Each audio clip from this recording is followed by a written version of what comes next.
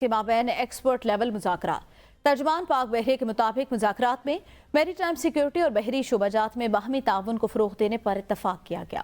Voice chief of the naval staff vice admiral Awais Ahmed Bilgrami کی قیادت میں یہ مذاکرات ہوئے اور اس دوران وائس ایڈمرل اویس احمد بلگرامی نے رائل سعودی نیول فورسز کے تربیتی شعبے کو مزید تقویت دینے کے لیے اپنا کردار ادا کرنے کی یقین دہانی کرائی۔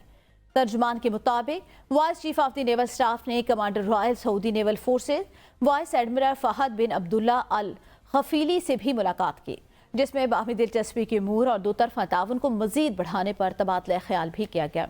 اس کے ساتھ ہی آگے بڑھے اور کچھ بات کرے بجلی کی تقسیم کار کمپنیوں کی تو صارفین سے ایک سال میں اربوں روپے اضافی بٹور لیے گئے۔ کیپیسٹی پیمنٹ کی مد میں 272 ارب 67 کروڑ روپے اضافی وصول کیے گئے ہیں۔ جنوری 2023 سے جنوری 2024 تک بجلی صارفین کے لیے یہ سال کٹھن ثابت ہوا۔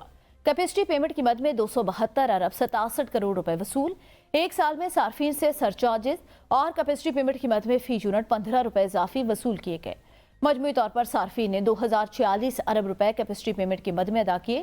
اس طرح کیپیسٹی پیمنٹ سرچارجز کی مد میں صارفین کو بجلی 15 روپے مزید مہنگی پڑی۔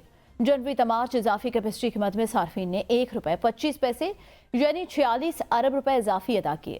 اپریل تا جون صارفین سے کیپیسٹی چارجز کی مد میں 146 ارب 65 کروڑ، جبکہ جولائی تا ستمبر صارفین نے 1 روپے 45 پیسے یعنی 42 ارب اضافی وصول کیے۔ اکتوبر سے دسمبر صارفین پر 15 ارب کا اضافی بوجھ پڑا۔ جون سے جون تک 335 ارب روپے گردشی قرضہ ختم کرنے اور پاور ہولڈنگ کے سود کی مد میں ادا ہوئے۔ جون سے جون صارفین کو 3 روپے 82 پیسے فی یونٹ اضافی پڑے۔ بنیادی ٹیرف پر فیول ایڈجسٹمنٹ اس کے علاوہ وصول